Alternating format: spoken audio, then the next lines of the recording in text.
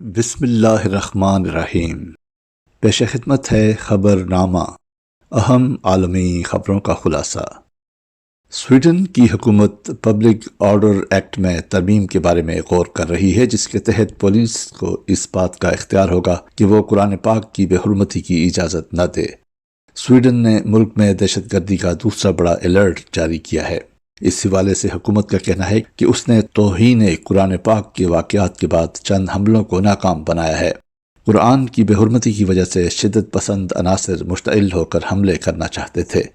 خیال رہے کہ سویڈن میں عوامی شخصیات یا مذاہب کی توہین کو اظہار رائے کی آزادی کے تحت قانونی حیثیت حاصل ہے، لیکن اب حکومت انہیں تبدیل کر رہی ہے۔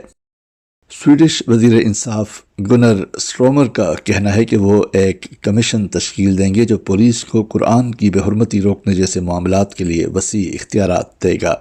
پولیس کو یہ اختیار حاصل ہوگا کہ ایسے احتجاج کی اجازت نہ دے یا پھر اس کا مقام تبدیل کر دے۔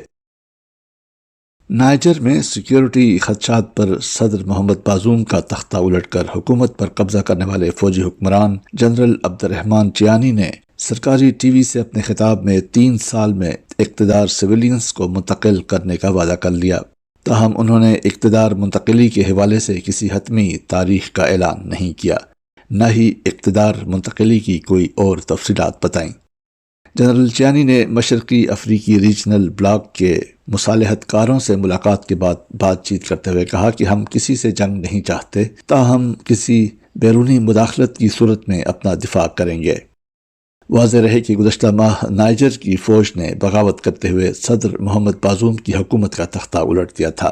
بعد ازاں منتخب حکومت کا تختہ الٹنے والے صدارتی گارڈز کے کمانڈر جنرل عبد الرحمن چیانی المعروف جنرل عمر چیانی نے خود کو سربراہ مملکت قرار دے دیا تھا۔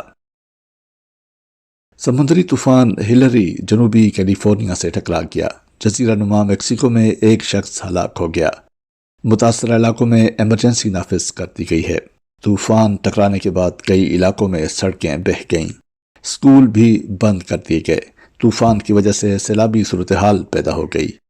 طوفان ہلری کے سبب گزشتہ روز امریکہ آنے جانے والی 1000 سے زائد پروازیں منسوخ کر دی گئی تھیں۔ یہ تھا اہم عالمی خبروں کا خلاصہ۔ روزنامہ الفضل انٹرنیشنل، جمعرات 24 اگست سن 2023، صفحہ 8۔